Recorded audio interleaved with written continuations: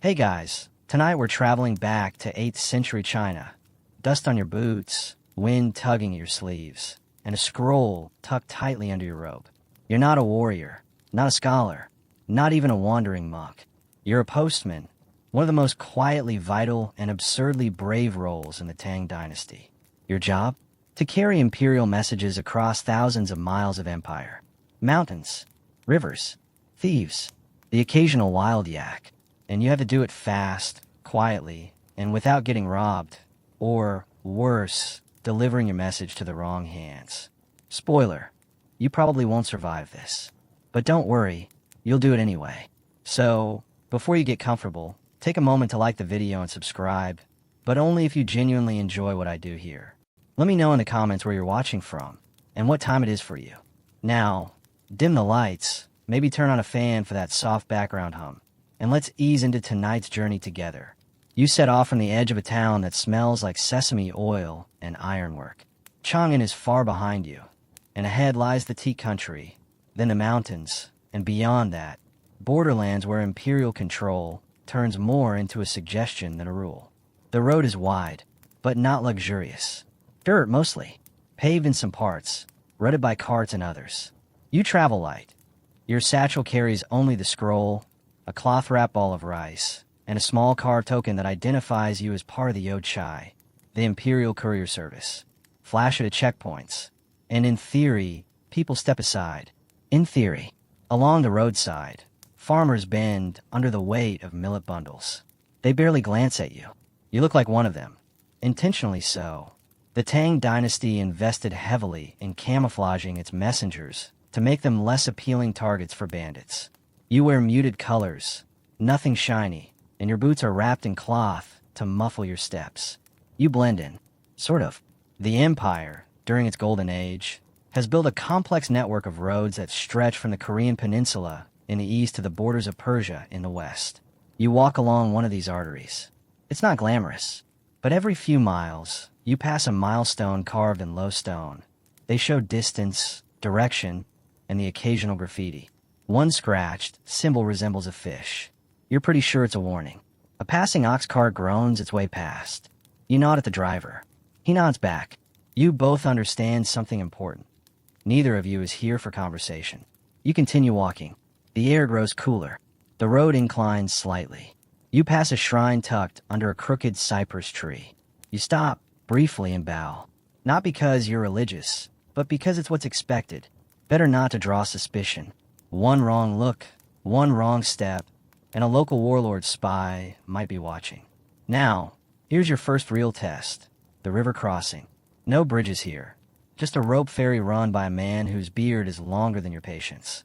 He grunts at your token, shrugs, and pulls you across while chewing on something that looks like dried lizard. The raft smells like mold and fish scales. You watch the water carefully. Not for beauty, though the jade-colored current is oddly soothing, but for rafts. Sometimes bandits float downstream, pretending to be merchants. Then, when a lone courier like you comes by, well, historians still argue whether this stretch of river was truly a hotbed of ambushes, or whether those stories were just exaggerated by later writers trying to spice up an otherwise bureaucratic career. Either way, you stay alert. The ferry groans to a stop. You step off into reeds, now dripping from the river mist. You take a moment to check the scroll. It's still dry, still sealed. The wax bears the sigil of a regional magistrate. Nothing fancy. Not yet. You walk on. A falcon cries overhead, diving through the dusk. In Tang symbolism, the falcon was a sign of watchfulness and sharp truth. Or maybe just saw a mouse. Either way, you keep moving. The sun dips low. You pass a field of silkworm houses, low brick structures where villagers tend to the empire's most delicate treasure. The sweet sour smell of mulberry leaves wafts over you. You think about writing a poem about it, but you don't have paper or time. You walk faster. Just before nightfall, you see your first rest station, an official Ijan, though most travelers just call them courier stops. They're barely distinguishable from the nearby barns. No signposts, no banners. Just a stone step, a door with iron hinges, and a tiny slit in the side where you slide your token. It opens. You step inside. Candlelight flickers. A silent attendant nods at you. hands you barley porridge and a dry cloth to clean your boots. No words exchanged. You eat in silence, sleep in silence. And tomorrow you keep walking. Dawn breaks with a cough of birdsong and the faint clatter of hooves somewhere far off. You wake on a straw mat that smells like old rice and smoke. Your shoulders ache, your knees protest, but the scroll is still snug in its wrap, and that's all that matters. No one says goodbye when you leave the rest station. The attendant doesn't even look up from his millet gruel. You step outside, adjust your sash, and disappear down the road like smoke in a mist. The early morning chill hugs the road, wrapping you in silence. You pass terraces of tea bushes, each trimmed with obsessive neatness. Women in wide straw hats snip leaves and gossip softly in dialects you don't recognize. That's another rule of the Tang courier. Don't linger where you can't understand the language. You might be smiling while someone's plotting to rob you. This region is quiet, but too quiet. You keep your token tucked under your tunic, just in case. Bandits were common here a generation ago. Remnants of peasant revolts and retired soldiers with nowhere to go. The official record says they've been pacified. Historians still argue whether that meant actual security or just that someone was paid off well enough to stop writing complaints. A bamboo forest thickens around the road.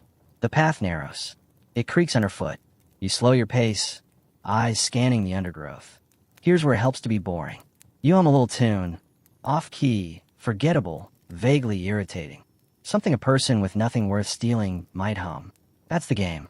The courier system in the Tang Dynasty wasn't just about speed. It was about psychology.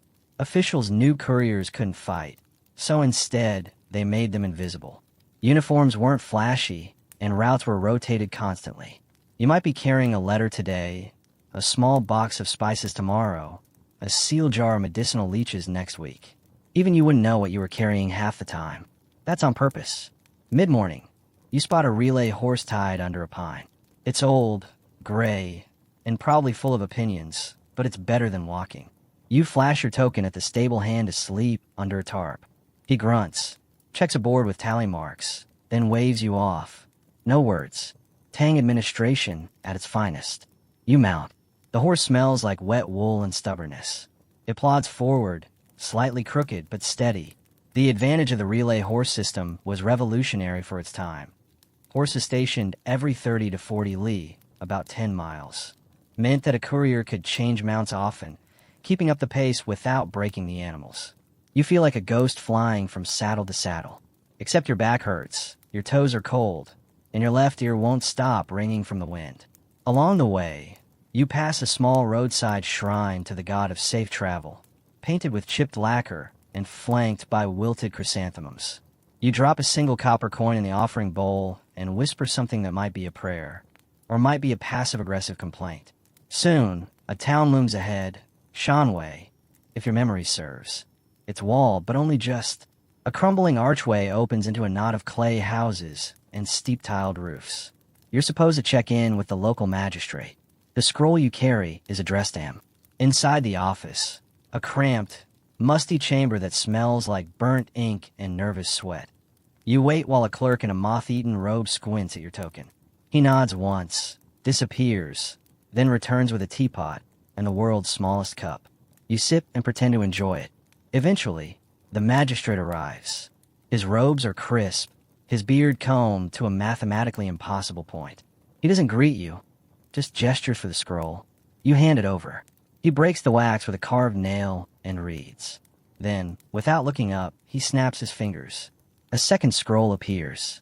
Different seal, heavier paper. West, he says, and waves you out like a bored cat. New message. New route. Welcome to your career. The Tang Dynasty's courier network was designed for this kind of flexibility. Messengers weren't just runners. They were nodes in a communication web stretching across Asia. Need to reroute supplies to a garrison? Send a courier. Need to report a governor's suspicious tax collection figures? Courier. Need to tell the emperor your concubine's cousin sneezed on a jade flute? Courier. You remount. This horse is younger, sassier, and clearly unimpressed with you. You like it already. Outside the town, the road turns rocky. Dust clings to your face like flour. You pull your scarf tighter and lean forward. Trees give way to scrubland. The sun hits harder here. You pass a man selling scorpions on a stick. He offers you one. You shake your head. He shrugs, eats two himself, and waves cheerfully. You ride on. By late afternoon, you reach another relay station. It's half collapsed, with chickens roosting on the roof tiles. The stable master offers you barley porridge and the kind of tea that makes your tongue feel judged. You sit on a stool carved from a tree stump and eavesdrop on a nearby traveler reciting a poem about cucumbers. There's a short debate among the staff about whether cucumbers are superior to melons. You stay quiet. These arguments can spiral into politics. You don't have time for exile. As you settle into a bedroll under the stars, you reflect on how no one in Chang'an ever sees this. The cracked rice bowls, the tired horses, the couriers snoring in harmony. The capital only reads the message. It never hears the footsteps. You're up before the sun again, because that's when the ghosts are quietest, and also because your horse has developed a passionate hatred for sleep. It stomps the ground like it's auditioning for an opera. You rub your eyes, stuff the second scroll deep into your tunic, and begin riding west. The terrain gets weirder. Gone are the tea terraces and tidy villages. Now, dry hills rise like sleeping dragons, their backs crusted with rocks and brittle shrubs. The wind smells faintly of something toasted, maybe cumin, maybe regret. You wrap a cloth around your face to keep the dust out, and squint down the road that's less road now and more a suggestion of direction. Even though you're technically still in Tang territory, this is bandit land, or ghost land, or exile land. Historians still argue whether Western routes were so under-patrolled by design, letting rebels disappear without trial, or simply due to budget cuts and terrain too rugged for the bureaucracy to care. Either way, you grip your reins tighter.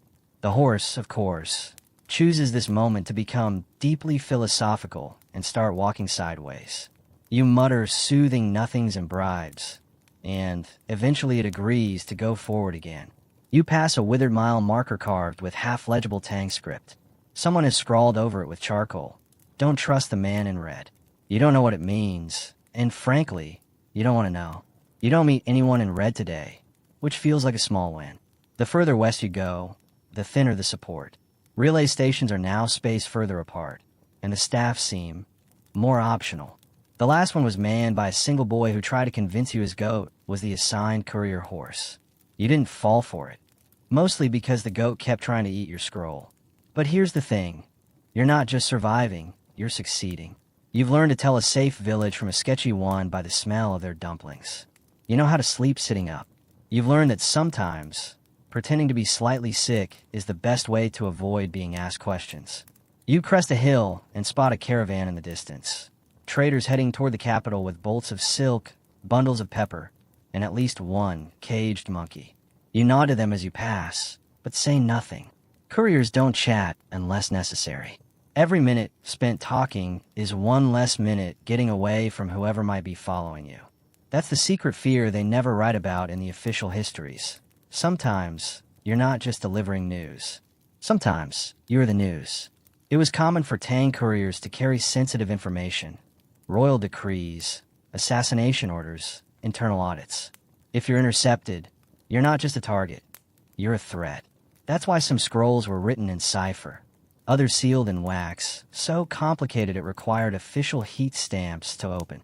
If you deliver a message and the seal's broken, you better be ready to explain why your story doesn't end with, "and then I died." You reach a river by midday. There's no bridge, just a man with a raft and a 1,000-yard stare. He gestures at the water. You gesture your horse. He shakes his head. Apparently, horses ride separately. So now you're on a bamboo raft with a ferryman who looks like he's seen 4 dynasties rise and fall, and your scroll pouch is tied around your neck like a sad necklace. The water swirls beneath you, thick with mud and mystery. Your horse trots across on a narrow plank bridge you only noticed halfway through. Somewhere behind you, someone coughs, too close.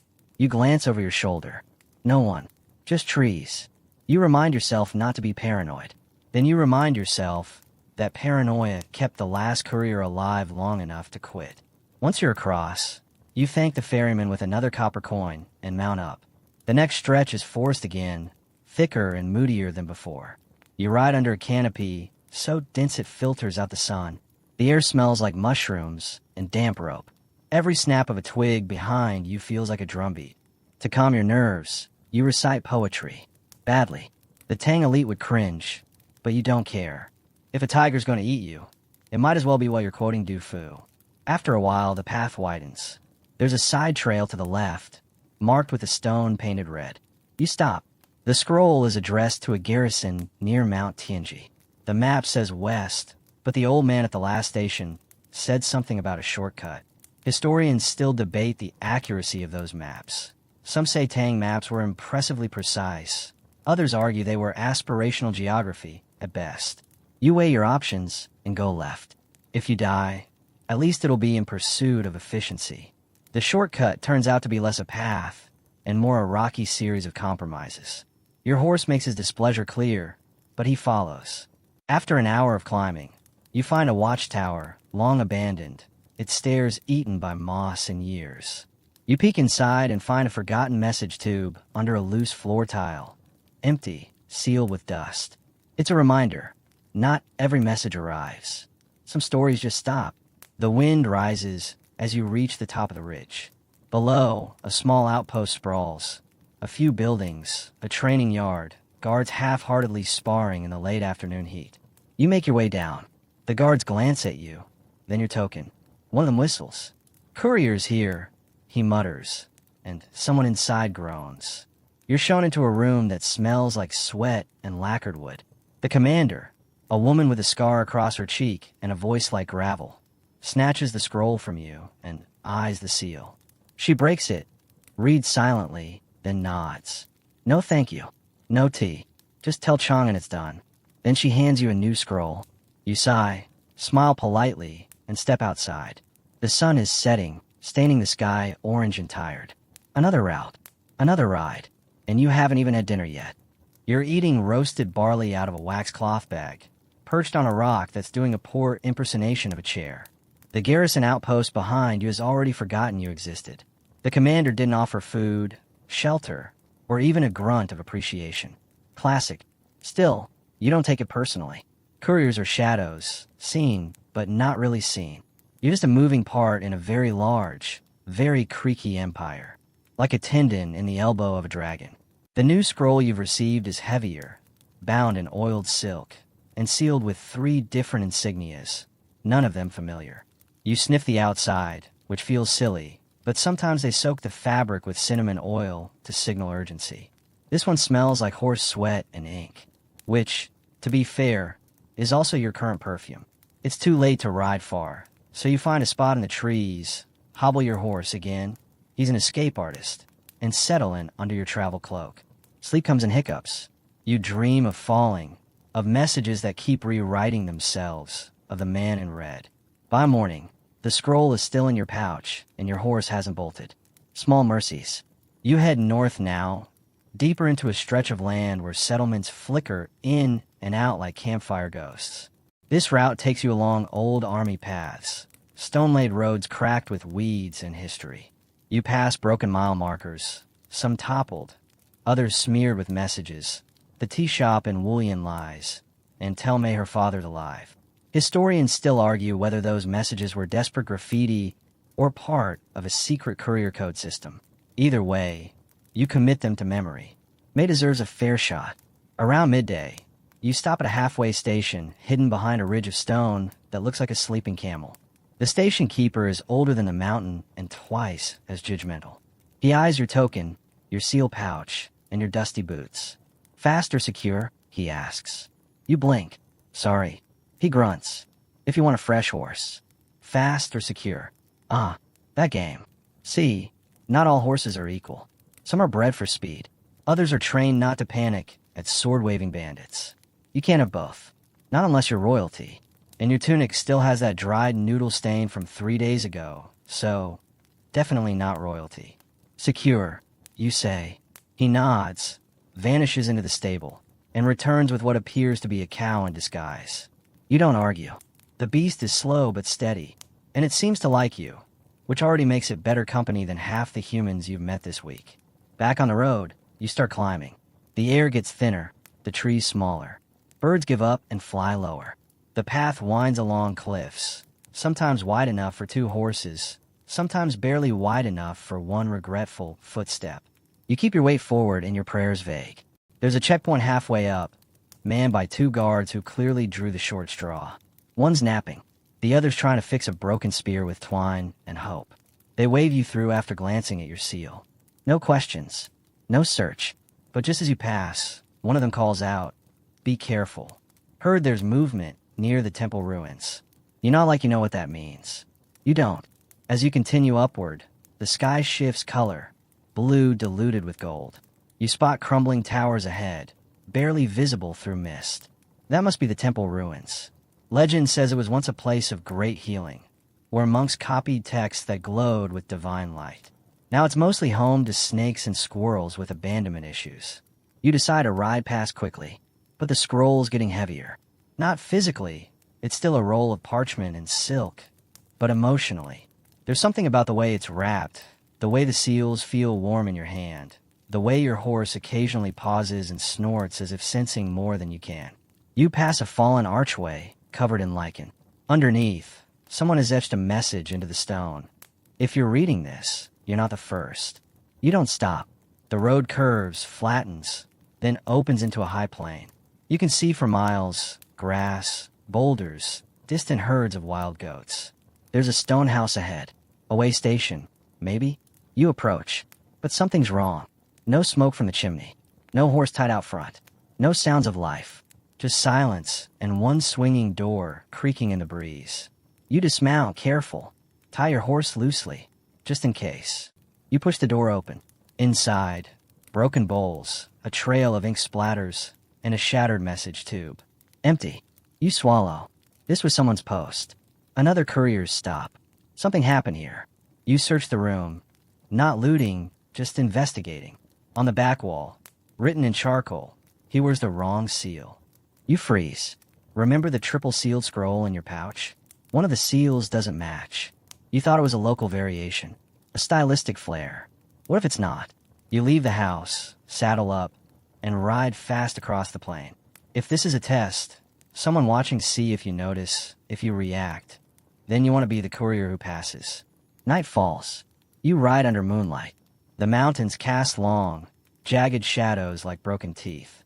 You don't stop until you reach the next station, a cave with a red flag hanging outside and a fire glowing inside. 3 couriers are already there. They nod. No one talks. You sit by the fire, unwrap your travel rice, and listen. One courier, an older man with a missing finger, finally speaks. Seal's wrong. You nod. Another courier, a young woman with sharp eyes, adds, "Not the first this month." You don't ask more.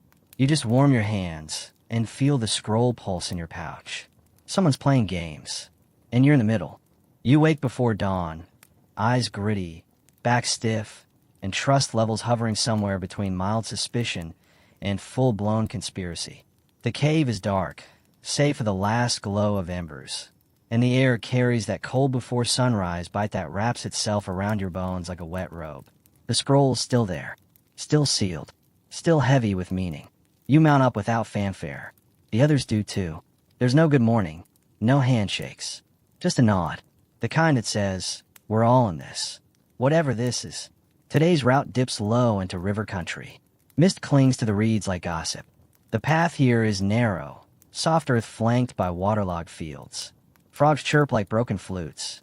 Somewhere to your left, a heron launches skyward, wing beats slicing the silence. You cross 2 small villages before breakfast. In one, a farmer offers you a boiled egg and a caution. Soldiers rode through last week. Didn't look like ours. In the second, a girl runs up barefoot, handing you a flower press between 2 scraps of paper. "For luck," she says. The paper's part of an old letter. Only one line remains legible. He still breathes. You tuck it away. Historians still argue whether Tang postmen often received intel from civilians, or if this was something born of war and desperation. Whatever the truth, you now ride not just with a scroll, but with that flower too. And yes, it's slightly wilted, but you're sentimental like that. Midday, the road forks. The right path is wide, smooth, and lined with patrol banners. The left is narrow, muddy, and half-eaten by jungle. You already know which one's safer. and which one they'll be watching. You take the left. The going is rough. At one point, your horse nearly sinks into a hidden puddle, so deep you consider naming it. The trees crowd closer. Light comes in fragments. You feel watched. And then, you are. A shape moves across the path up ahead. Just for a second. Human. Maybe. You slow. Wait. Nothing.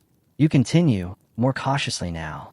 Eyes flicking from root to branch, to bush to shadow. Then a glint, metal. Just ahead. You don't stop. You don't look directly. You just hum an old postal song under your breath and slip your hand into your saddlebag. Not for a weapon. For your backup scroll. Here's the thing no one ever tells you. Tang Dynasty Postmen often carried decoy messages. Real ones were hidden, sometimes in horse tack, sometimes in fake bamboo flutes, sometimes, yes, really in dried sausage skins. You tap your boot heel twice. Your horse slows. You reach into the food pouch, tear open the bottom seam, and pull out a second scroll. Sealed in wax, but bearing fake insignia. You drop in the mud and ride on. Minutes later, you hear the faintest rustle, like parchment being unrolled by greedy hands. You don't look back. You don't need to. You pick up pace, exiting the trees just as sunlight breaks overhead. The path widens again. You cross a worn bridge, the kind that groans like it's writing poetry, and enter a wide valley where rice paddies stretch like emerald mirrors to the horizon. There's a station here, hidden behind a pagoda that's seen better centuries. You knock twice, then once. A panel slides open. Courier, you say. Which seal rides today? The voice asks. You pause. Ink dragon on white silk. Silence. Then, enter. Inside. Tea, dry socks, and an old man missing 3 teeth, but none of his mind. He examines your real scroll with reverence. Holds it to a flame. Not to burn, but to check watermark patterns only a few knew how to read. You sip tea made of fermented ginger, and something you hope was a moss. Where did you pick up the decoy? He asks. You raise an eyebrow. Only 4 of those exist, he adds. You drop one. You blink. I thought there were hundreds. No, he says. Just 4. 1 for each direction of the empire. You swallow. So either someone wants you robbed, he says slowly, or someone wants them misled. You don't respond. Just stare at the flame until it flickers sideways from the draft. Before you leave, he gives you something unexpected. A bamboo flute. This one's not for music, he says. You nod, slip it into your saddlebag, and ride out. You travel now along the Grand Canal, a shimmering artery of life that stitches the empire together. Boats drift like lazy caterpillars. Workers wave from the banks. Somewhere nearby, someone's burning incense. Smells like jasmine and secrets. You pass a merchant caravan headed the other way. A boy in the back cart flashes you a symbol, fingers crossed, then curled. You blink. That's courier sign language. Roughly translated. Eyes ahead. Blades behind. You don't turn. Not fully. Just glance down at your horse's reflection in the water. Yes, there. A second rider. Far back. Keeping pace. You ride on. Not faster. Not slower. Just right. Like you don't know. Like you haven't done this before.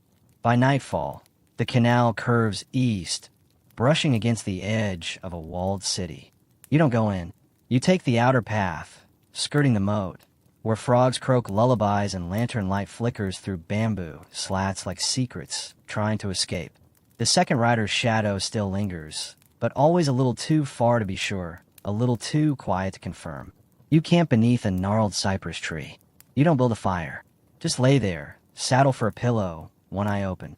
Your horse sleeps upright, like it's seen too much to trust the ground. It probably has.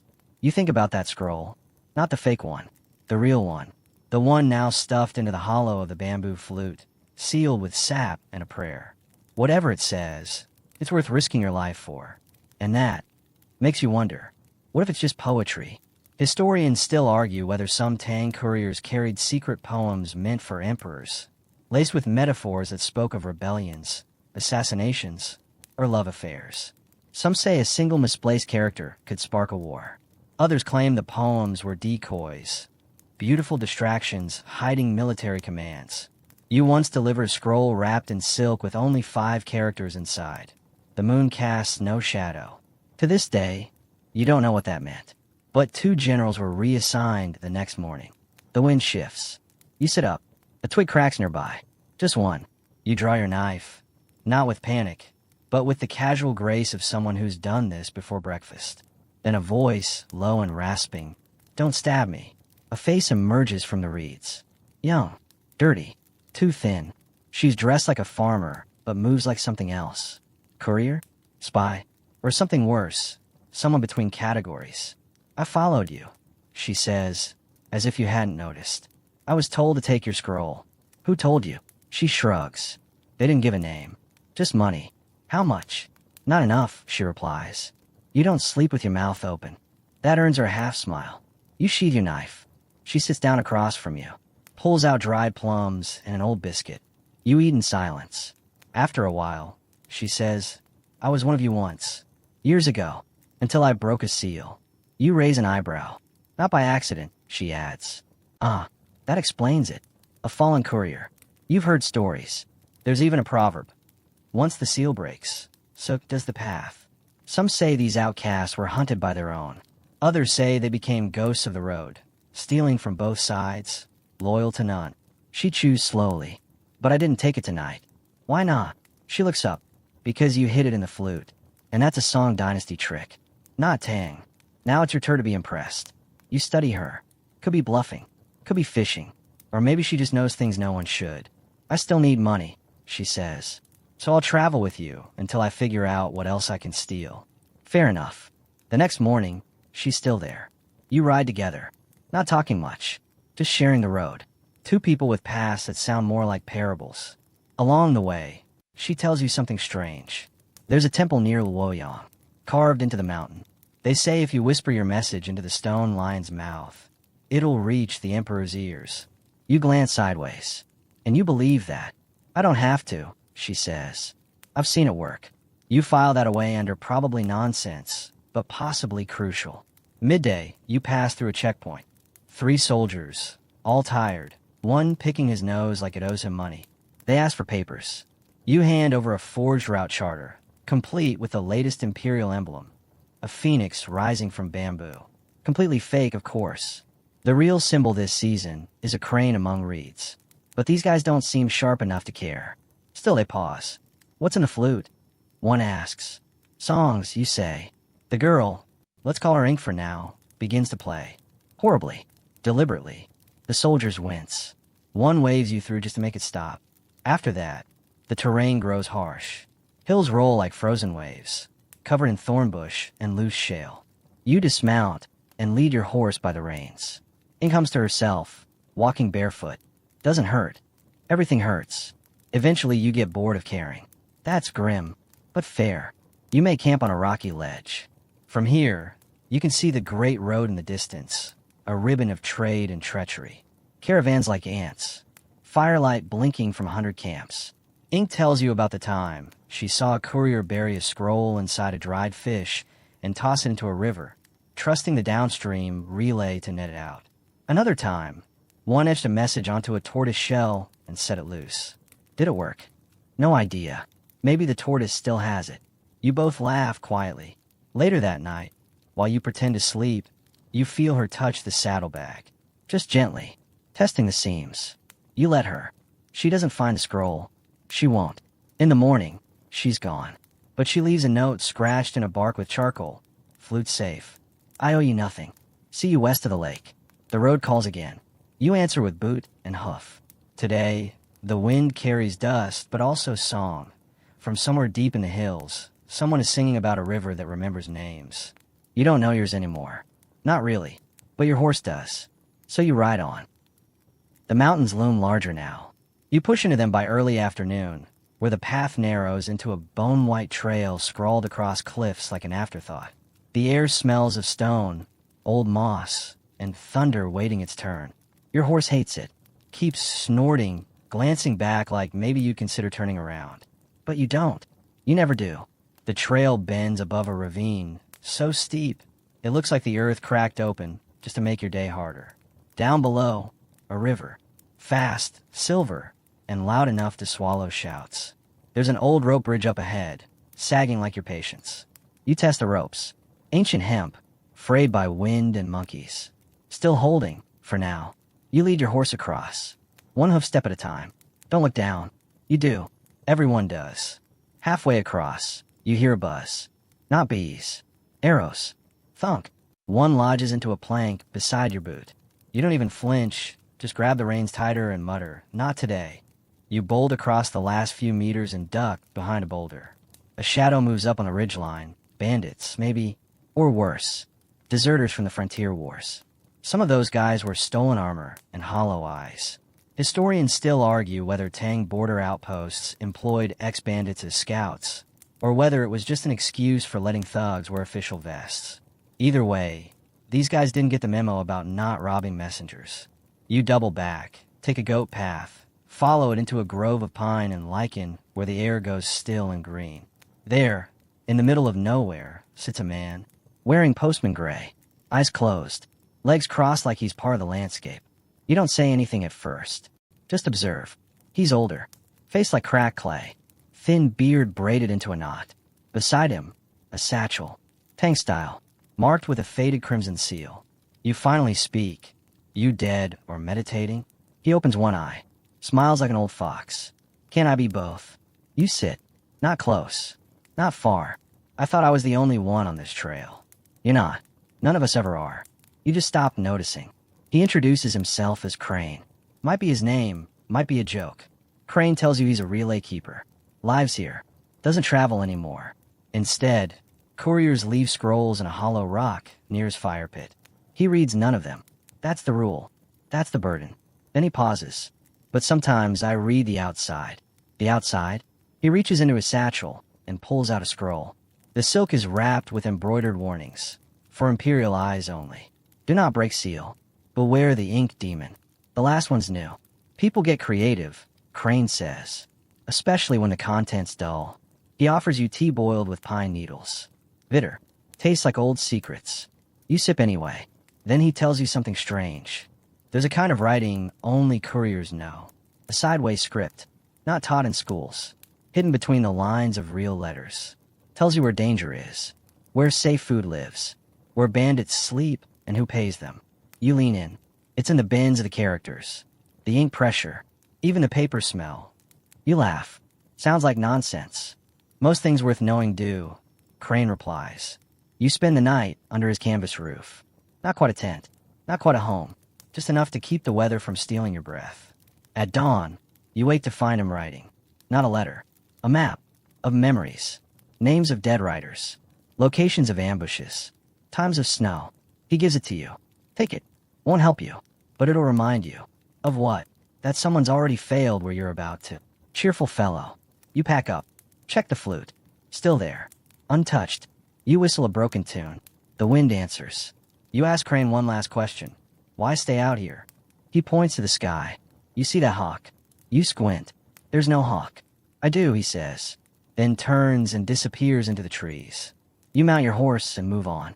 The air's colder now. Sharper. As if the mountains are starting to whisper the truth into your ears. Truths about silence. About duty. About how the roads remember every hoof print. By midday, you reach the plateau. A village, tiny, stubborn, clings to the hillside like a moss-covered dream. There's a noodle shop. Always is. You sit. Order soup. The cook doesn't ask questions. Just serves. You eat fast. Too fast. Burn your tongue. Then you notice it. On the chopstick sleeve. A message. Written in that same courier sideways script Crane described. Barely there. Like a ghost of ink. Don't sleep here. Watch the east wall. You don't hesitate. You leave the coins, half the soup, and walk straight to the stables. Saddle up. Ride hard for the tree line. From there, you watch. After sunset, 3 figures enter the noodle shop. Not bandits. Not soldiers. But they walk like both. You don't wait to see more. Downhill now. Fast. Too fast. Your horse stumbles once, recovers. You murmur thanks. Not to the horse. To the map. To the invisible courier who left the warning. The trail veers west. Toward the lake. Toward ink. Toward something sharp and final.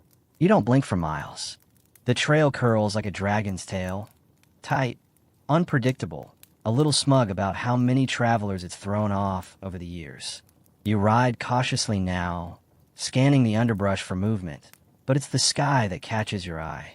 Gray clouds, flat and unmoved, a stillness that smells like something ancient is holding its breath. You've heard stories about this place. Everyone has. Riders call it the Ink Mirror, a lake so black and smooth it looks like liquid calligraphy spilled across the mountains. You arrive at its edge by dusk. Sure enough, the rumors were true. It's flat, quiet, and it reflects everything but truth. Your horse snorts at it, unsure whether to drink or gallop across. You dismount and kneel, dipping your fingers in. It's cold, not icy. It feels too clean. On the opposite bank, a low structure hugs the shoreline like it's hiding. The Ink Relay. Built centuries ago from lacquered wood and volcanic stone, it was designed to disappear into the background. You wouldn't notice it from a ship or mountain path. That's the point. Privacy, secrecy. Because this is where the most dangerous letters pass hands. Assassination orders, bribes to rival kingdoms, family confessions soaked in royal scandal. This station handles what even the emperor's whisper won't carry. As you approach, you realize there's no gate. Just a carved arch, etched with tiny pictographs. Words about silence, breath, and water. You step through and find yourself in a dim corridor with paper walls. The kind where every candle casts 10 ghosts. Inside, 2 figures bow. Both are women, dressed in courier robes, dyed a darker gray than yours. Senior rank. They don't speak, just gesture for you to hand over the flute. You hesitate, just a flicker, but it's enough for one of them to raise an eyebrow. You pass it over. She holds it to her ear, shakes it lightly. Message weight is correct, she whispers. The other steps forward. We'll transcribe it. Now you understand. The flute isn't just a container. It's part of the encryption. The vibration of air through the tube, the subtle ridges on the inner wall, even the oil used to seal the ends. It all encodes the message. Like Morse code, but for ghosts. You're offered tea again. It smells like fennel and burnt dust. You take it anyway. You wait by a koi pond, watching fish that probably know more about espionage than most palace guards. Finally, they return. The scroll's been copied by hand, inked with seals, tied with gold thread. You'll carry this version, the taller woman says. And the flute? You ask. She smiles softly. It goes back. You want to ask how. Who takes it? How they disguise it? What happens if it's captured? But you don't. Tang couriers aren't trained to ask. We're trained to listen, move, vanish. Still, one question leaks out. What's in the message? The women glance at each other. Then the shorter one leans close and murmurs. Something about a cousin. Something about the northern pass. You nod like it means nothing. Like it isn't exactly what you were afraid of. You tuck the scroll into your satchel. Deep, under the fireproof silk and anti-rain wax canvas. You tighten every strap like a nervous sailor lashes cargo before a storm. You sleep there that night, on a straw mat in a corner of the relay house, next to a tiny fire fueled by pine resin. You dream of whispers in ink, of maps that bleed when folded, of Crane telling riddles to moonlight. You wake before dawn, because that's when ghosts leave the road. Breakfast is rice and dried mushrooms. No talking, not even birdsong. Then you mount up and ride again, hugging the lake's edge until the mountains shift and the forest opens like a wound. The northern pass lies ahead.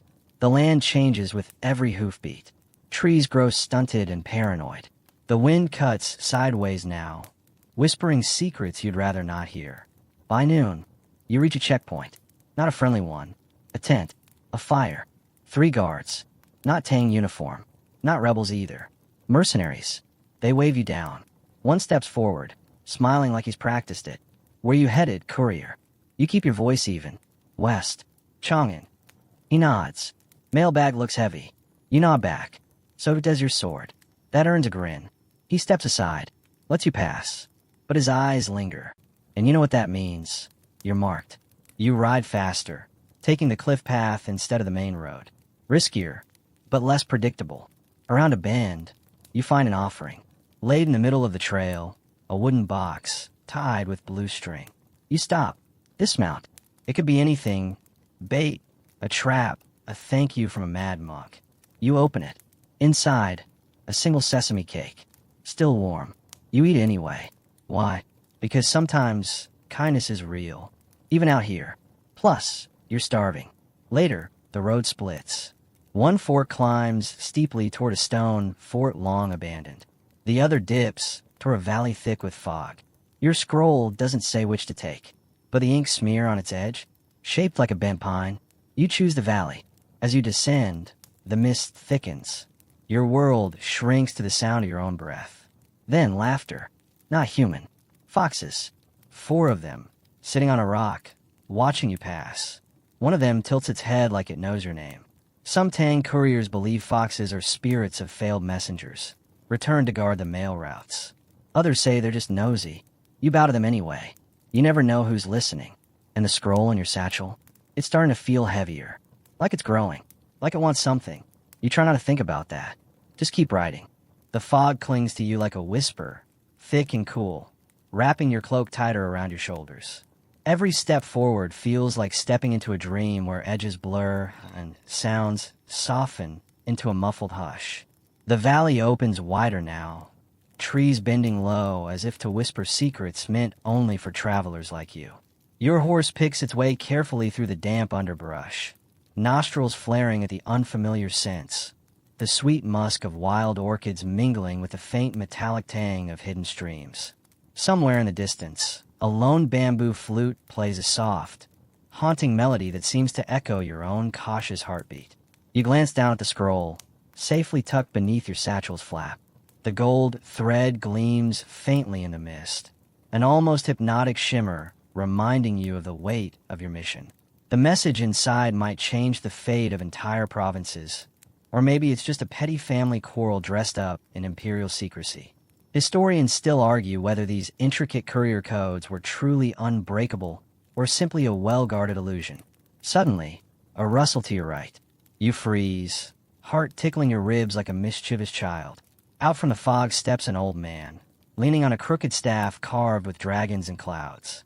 His eyes sparkle with a strange mixture of kindness and mischief. You look far from the safety of Chang'an. "Traveler," he says, voice soft as falling leaves. You nod slowly, delivering a message. He chuckles, a sound like dry branches cracking. Then you carry stories within stories. Perhaps you'd like a tale to keep you company. You consider the offer. The road ahead is long, and the mist is growing thicker, swallowing the path behind you. Besides, a good story never hurt a messenger. He settles on a nearby rock, motioning for you to do the same. As you lower yourself beside him, he begins to speak of a peculiar Tang-era invention, the flying horse. Not a myth, but a cleverly engineered mechanical courier. A tiny wooden horse with moving legs, designed to carry messages across small distances. You smile softly, imagining the tinkering hands that brought such whimsy to life centuries ago. Yet, you also know the limitations. Historians still debate whether these mechanical marvels ever made it past court fascination or were practical tools for the empire. The old man's eyes twinkle as he leans closer.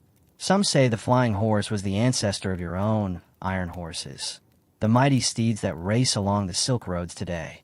You let that image drift through your mind, feeling a strange comfort in the continuity of messengers across time. As the story ends, the fog begins to lift just enough for you to spot a faint lantern light flickering in the distance.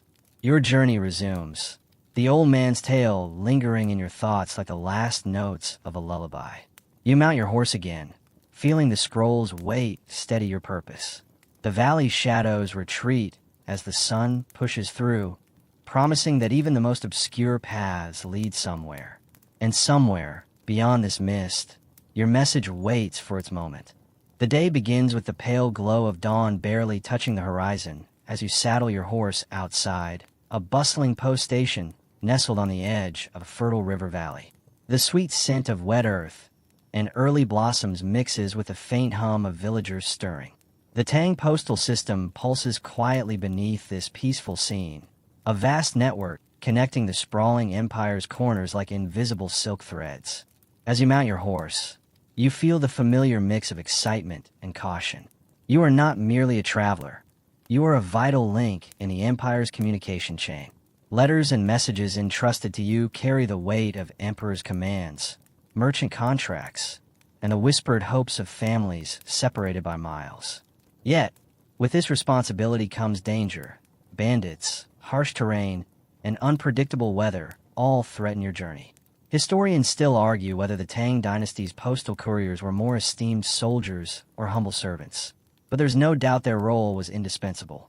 The empire's survival hinged on their speed and reliability, and the Tang government spared no effort to ensure their success. Your horse's hooves drum a steady rhythm as you set off along a winding dirt road framed by tall bamboo groves. The rustle of leaves is a comforting backdrop, broken only by the distant calls of birds and the occasional creak of your saddle. You carry a leather satchel containing several scrolls, each carefully wrapped in silk and sealed with red wax. Among them is an urgent message destined for the capital, a delicate balance of trade agreements and military orders that must not fall into the wrong hands. Bandits are a constant threat, especially on these rural roads where the dense bamboo can provide perfect cover for ambush. To counter this, the Tang Empire employed clever tactics. Postal riders traveled in small groups, their numbers enough to deter casual attackers, but light enough to maintain speed. Additionally, each rider was armed, not with heavy weapons, but with a short sword and a sturdy staff, enough for defense without sacrificing mobility. You remember the quirky yet practical use of carrier pigeons among some couriers. While not widespread, certain routes incorporated pigeons trained to fly short distances to relay messages if riders were delayed or captured. This practice remains a topic of debate among scholars. Some insist it was common, others say it's an embellished myth. But the idea of feathered messengers sharing the road with horses sparks a quiet amusement, as you imagine tiny birds sporting imperial badges. Your journey leads you to a small wooden bridge spanning a clear mountain stream. The gentle babble of water and the scent of mossy stones create a tranquil moment that contrasts sharply with the urgency of your mission. Pausing briefly, you watch a family of ducks glide lazily beneath the surface, their feathers catching shafts of sunlight like tiny jewels. In moments like this, the vast empire feels intimate and alive, a web of human stories interwoven with nature's rhythms. You think of the families waiting anxiously for news, the officials plotting strategy, and the merchants counting on timely shipments to safeguard their fortunes. But the calm doesn't last. The trail narrows again, and the bamboo thins to reveal patchwork fields where farmers bend under the weight of their labors. You pass children playing by a roadside well, their laughter light and carefree, a stark reminder that even in the shadows of imperial power, everyday life continues. As you navigate the farmland's dirt lanes, you recall that Tang postal stations were often strategically located near these villages, doubling as inns and marketplaces. This multifunctional design ensured riders could rest and resupply, while villagers benefited from the influx of travelers and goods. You pull into one such station, a sturdy timber building with a tiled roof and paper lanterns swaying gently in the breeze. The station master greets you warmly, offering fresh water for your horse and a bowl of steaming rice porridge for yourself. The aroma of ginger and fermented vegetables fills the air, a reminder of the simple comforts that keep a rider going through long, uncertain journeys.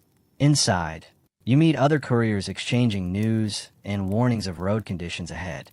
Stories circulate of a recent landslide blocking the mountain pass, forcing some riders to detour through dense forest where visibility is poor and dangers multiply. The station's walls are adorned with maps and coded notices, a secret language that only trusted riders understand. You chat briefly with a fellow rider, an older man whose weathered face speaks of decades on the road. He shares a peculiar habit. Some riders carried small packets of crushed jade or powdered pearls, believing these precious stones brought protection against illness and injury. Whether superstition or tradition, these tokens offer a psychological comfort amid the hardships. As you prepare to leave, the station master offers a final piece of advice. Watch the shadows after sundown. The road changes when the moon rises. You nod, knowing that the night brings its own set of challenges: fog, cold, and the ever-present threat of thieves who prey on weary travelers. Mounting your horse once again, you set off down the trail, the scroll secured and your senses alert. The landscape shifts subtly as you move toward foothills, the fields giving way to wildflowers and rocky outcrops. The sun climbs higher, warming your back, while a soft breeze carries the distant murmur of a river. In this moment, you feel part of an ancient rhythm, a dance between human determination and the natural world, between order and uncertainty. The Tang Postmen were more than messengers. They were the empire's veins, pulsing with life and stories. And you, riding this well-worn path, carry a fragment of that legacy with every step. The road winds upward now, steep and rocky, flanked by ancient pines whose needles whisper secrets in the cool mountain air. You feel the weight of your mission settle deeper into your bones as you and your horse ascend toward the high passes. Here, the world seems quieter, save for the crunch of hooves on gravel and the occasional call of a distant hawk circling against the pale blue sky. These mountain stretches are notoriously treacherous, not only because of the terrain, but because bandits often hide in the folds of the hills, waiting to seize unsuspecting travelers. Yet the Tang postal system anticipated this peril. Riders passing through such dangerous zones carried specially designed emergency packs, compact, lightweight, and stocked with food, water, and tools to survive a night alone if separated from their group. You pat your side pouch, feeling the reassuring weight of dried rice cakes and a small flask of tea. Interestingly, some historians suggest these survival kits might have included strange items like powdered crushed cicada shells, believed to ward off evil spirits or illness. Whether practical or symbolic, such traditions highlight the unique blend of pragmatism and superstition embedded in Tang culture. Scholars still debate if these were standard issue or personalized touches from riders themselves. As you negotiate a narrow ledge, the valley below unfurls, a patchwork of emerald fields and winding rivers shimmering in the sunlight. The beauty momentarily distracts you, but you remember the importance of your cargo. One scroll contains delicate poetry sent from a royal scholar, while another holds military orders that could shift the balance of power in a far-flung province. At this point in the journey, every minute counts, but so does discretion. The Tang couriers were masters of subtlety. Unlike later postal systems that relied on blazing speed and visible authority, these riders blended into the landscape and local communities.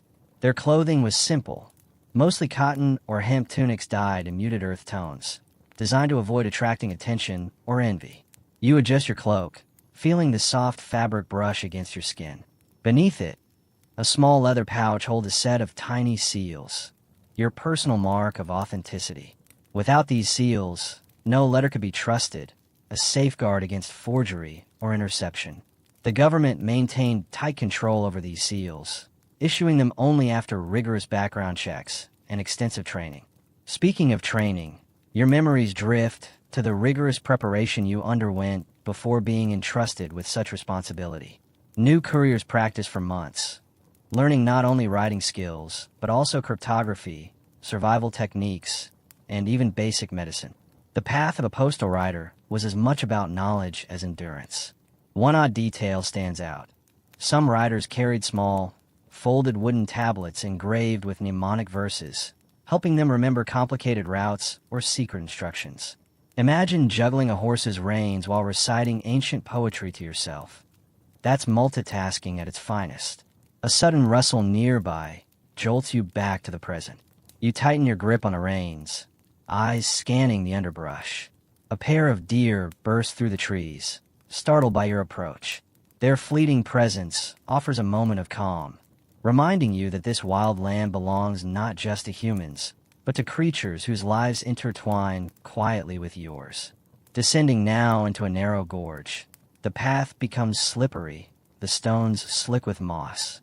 You slow your horse, feeling the tension in its muscles as it navigates the uneven ground.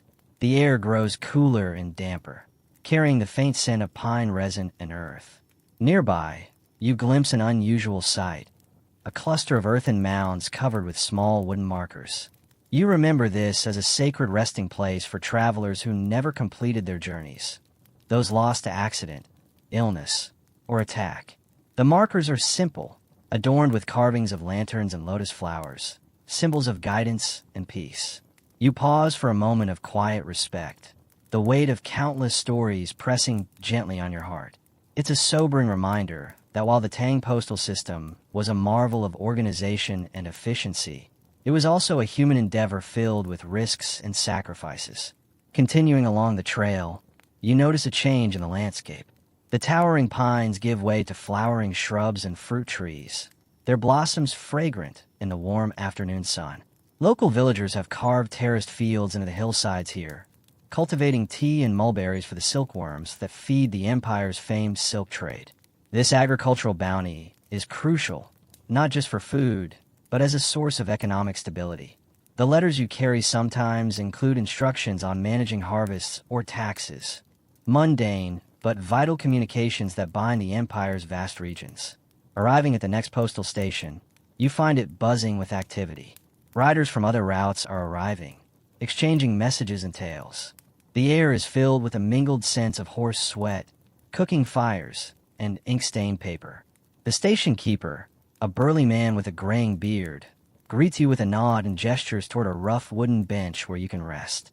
Here, amid the clatter and chatter, you hear stories of strange customs from distant provinces, like the one about women in the southern territories who sent messages hidden inside bamboo tubes sealed with beeswax, or the peculiar custom in some northern outposts of sending letters tied to the legs of trained crows, which would fly to specific villages before returning home. Historians still argue whether these avian messengers were effective or just fanciful tales passed down by poets, but the idea lingers, adding a touch of whimsy to the otherwise serious business of postal delivery. Your brief respite is punctuated by the arrival of a young apprentice courier. His eyes shine with excitement and nervousness, reminding you of your own early days. You offer him a piece of dried persimmon and a few words of advice: patience, vigilance, and respect for the land. As afternoon wanes, you prepare to leave. The station keeper hands you a fresh set of scrolls, some bearing official seals, others simply marked with local seals denoting personal correspondence. Among them, you notice a letter wrapped in deep purple silk, an unusual color reserved for messages of high importance. With a final sip of tea and a stretch, you mount your horse once more. The sun begins its slow descent behind the mountains, painting the sky with strokes of pink and gold. The shadows lengthen, and the temperature cools. Nightfall in these highlands is a different challenge altogether. The Tang postmen carried small oil lamps made from clay, flickering with a soft amber glow that barely penetrated the darkness, but helped to avoid startling wildlife or drawing unwanted attention.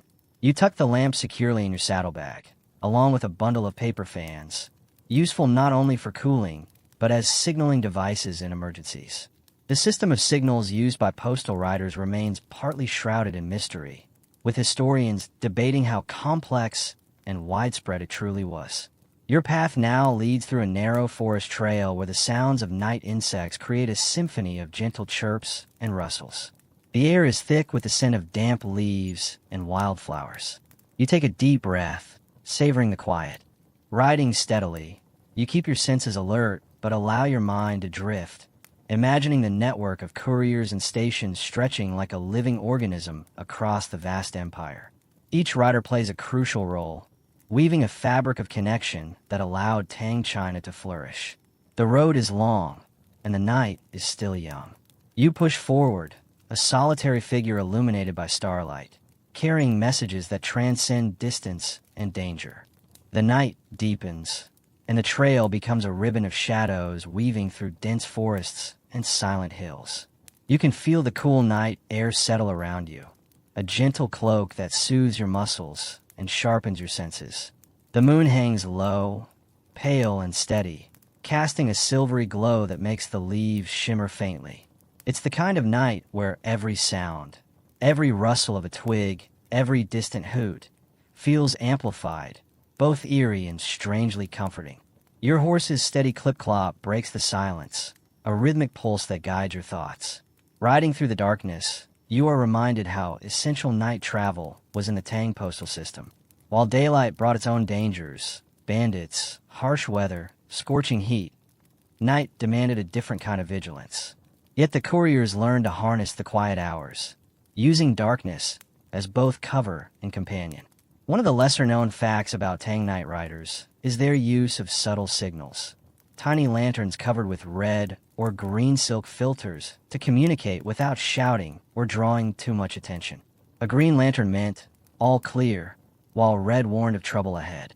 This quiet language helped riders pass information discreetly between stations, a sort of secret Morse code carried on flickering lights. Interestingly, historians still debate how standardized these signaling systems were. Some suggest they varied widely between regions, adapted by local riders to suit their terrain and communities, while others believe there was a centralized protocol enforced by the postal ministry.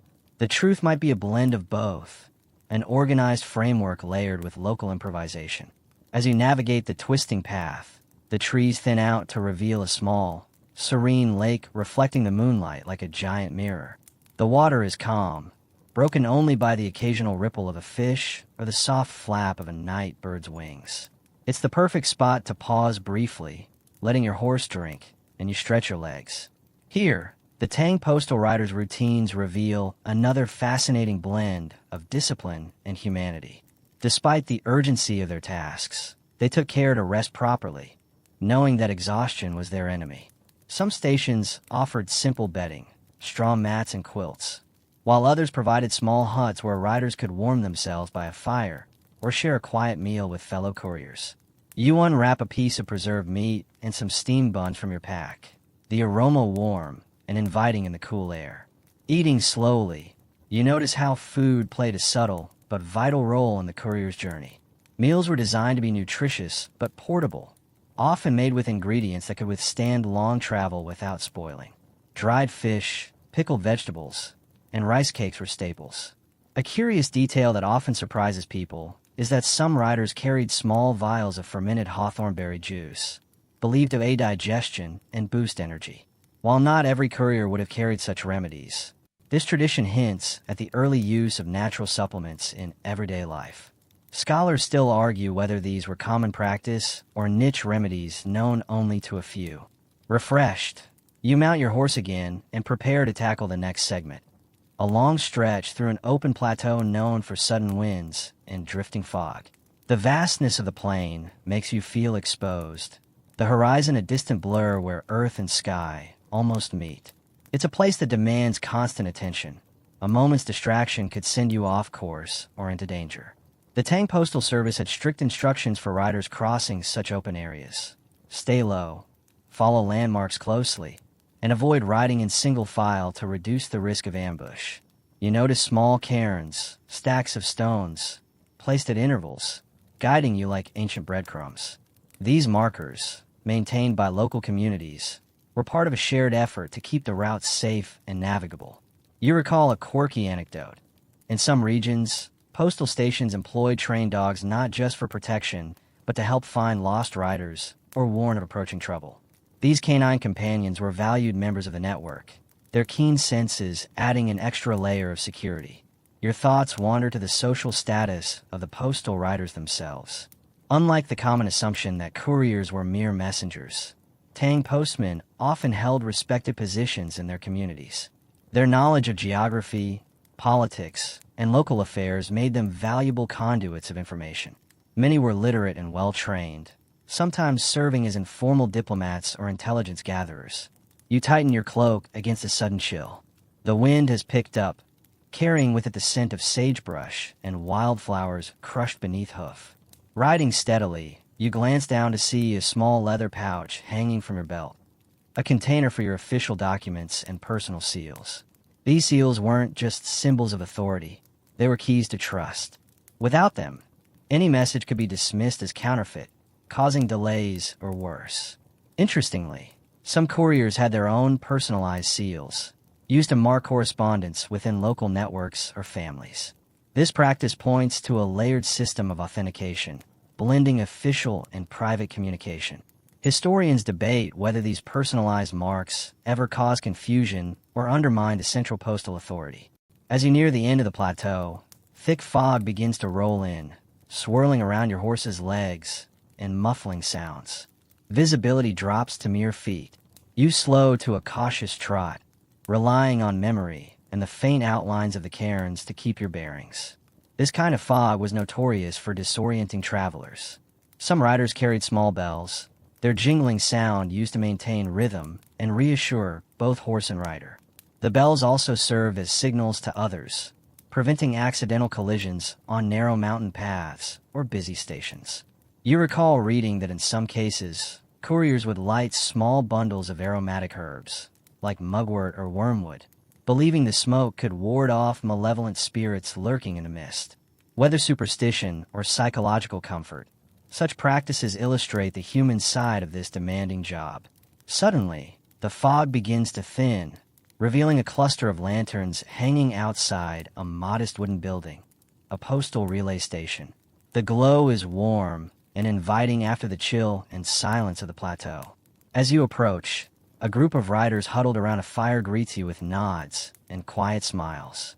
Inside the station, the air is thick with the smell of roasted barley and freshly brewed tea. The station master, an elderly woman with kind eyes and a quick wit, offers you a bowl of steaming broth and a seat beside the fire.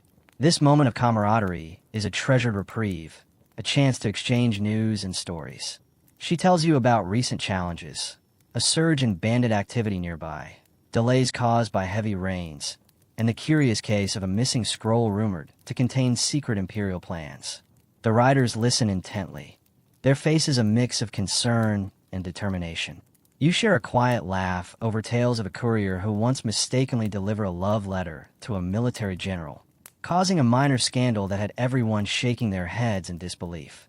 Humor, after all, was a vital balm on these arduous routes. The station is also a hub of maintenance. Horses are fed and rested, equipment checked and repaired. You take the opportunity to oil your saddle straps and examine your riding boots, knowing that well-maintained gear is essential for survival. As the night deepens further, you prepare to continue. Outside, the moon has reached its zenith, casting silver light that dances on the frost-kissed grass. The world feels still, the empire wrapped in quiet slumber. You mount your horse, feeling a renewed sense of purpose. Each step forward brings you closer to the next destination, the next handoff in this vast, intricate network. You carry with you not just letters and scrolls, but the weight of trust, responsibility, and a living tradition that stretches back centuries.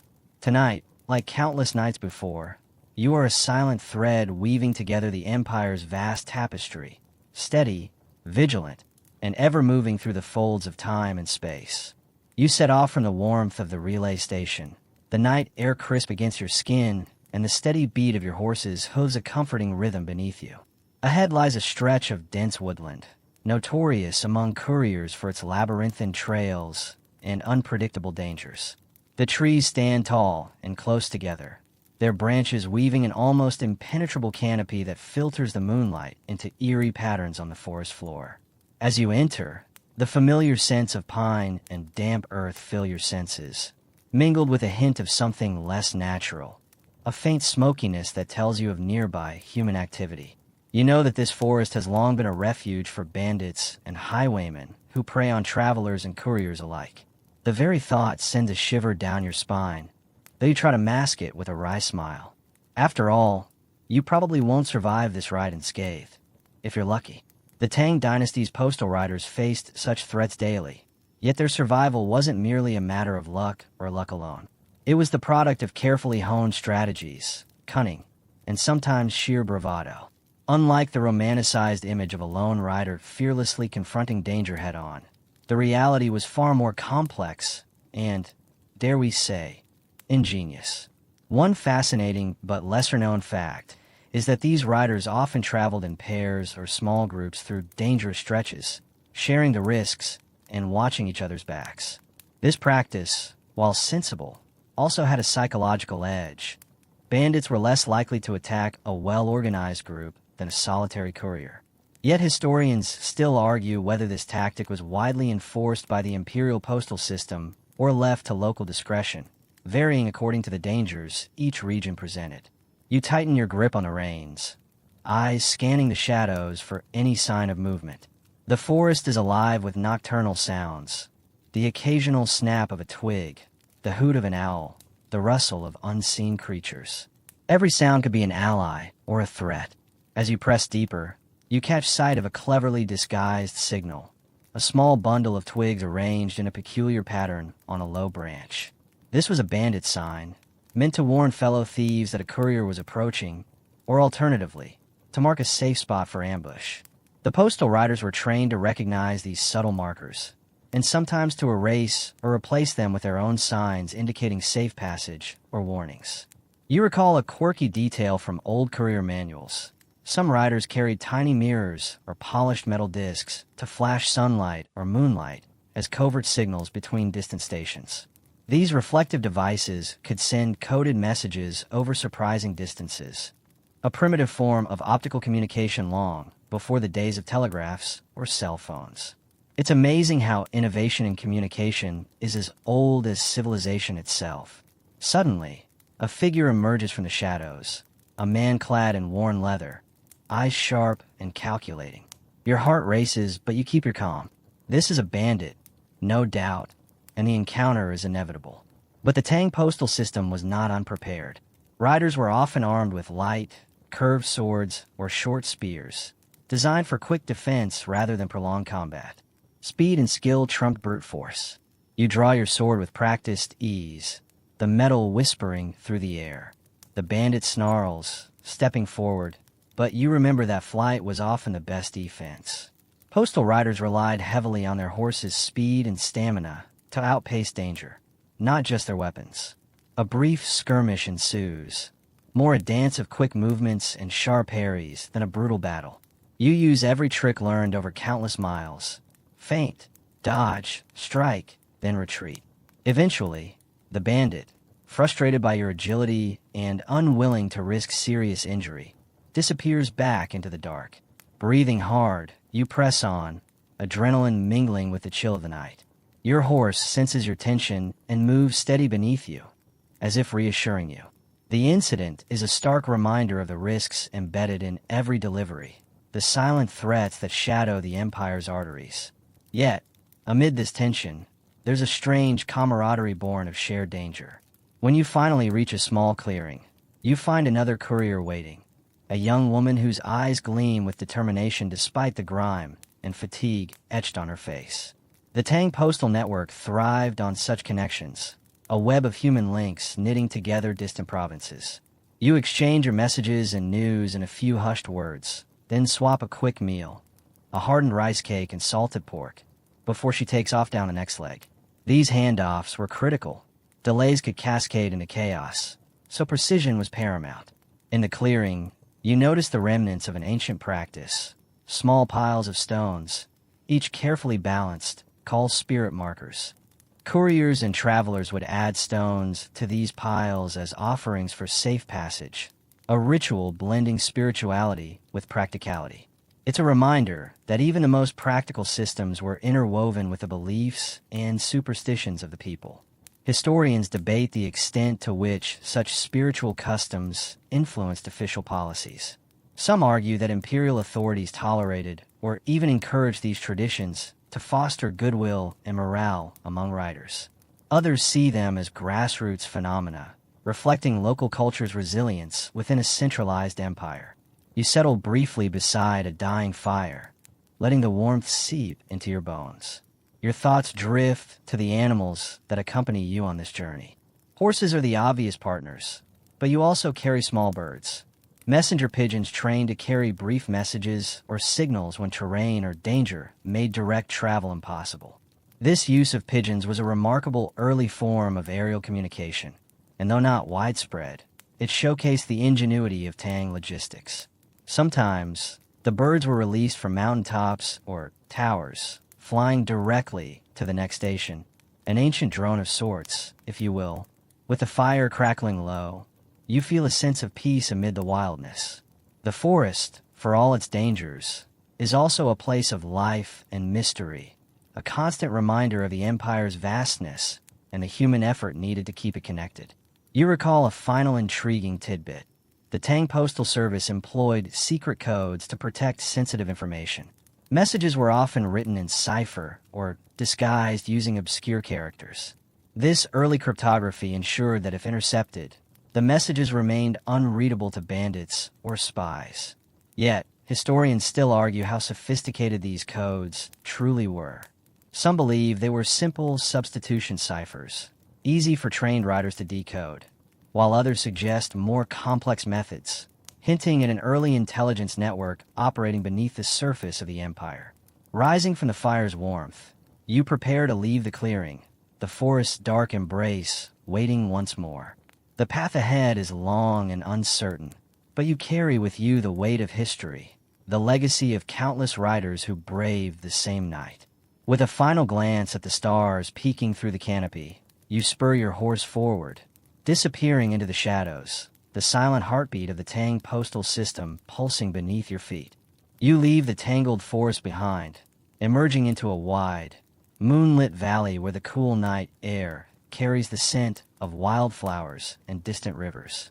The landscape here is softer, the dangers fewer, but the demands of your journey no less exacting. The vastness of the Tang Empire stretches before you like a living map, and every mile you cover knits this sprawling realm tighter together. Tonight, you are entering a region famed not only for its breathtaking beauty, but for its unique postal customs that help protect the mail and the riders entrusted with it. The Tang Dynasty wasn't just about speed. It was about cleverness, community, and trust woven deeply into every step of the courier's path. Here, in these peaceful lands, the locals have developed a fascinating system to safeguard the postal riders. Small villages, the valley, each responsible for caring for and protecting the messengers as they pass through. You might think that sounds like an ordinary hospitality ritual, but it's really an early form of what we would now call community policing. These villages had a stake in the smooth flow of communication. Messages carried news from the capital, orders to local officials, even poetry and proclamations that shaped everyday life. Historians still argue whether this village protection system was formally mandated by the imperial government or evolved organically from mutual interests. Either way, it's an elegant solution. Rather than relying solely on armed escorts, the Tang postal system created bonds between riders and citizens. The result was a network not just of roads and stations, but of trust and shared purpose. As you ride, you see the small stone markers that identify these villages, carved with the imperial seal and inscriptions, letting riders know they've reached a safe haven.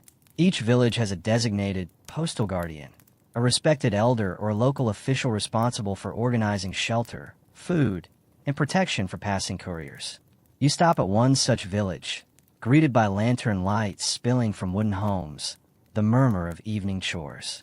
The postal guardian welcomes you with a calm nod, offering dried fruits and warm tea, a far cry from the harsh rice cakes and salted pork you endured earlier. The warmth of the hearth and the friendly faces remind you that, despite the empire's vastness, human kindness remains its most powerful link. The postal guardian shares tales of past riders, some who braved harsh winters and scorching summers to keep messages flowing. One story stands out, a rider who, despite suffering from a broken ankle, crawled miles to deliver a crucial military dispatch. The village honors his memory with a simple stone monument near the well, a silent testament to dedication that transcends pain and fatigue. You take a moment to rest beside the well, the cool water soothing your parched throat.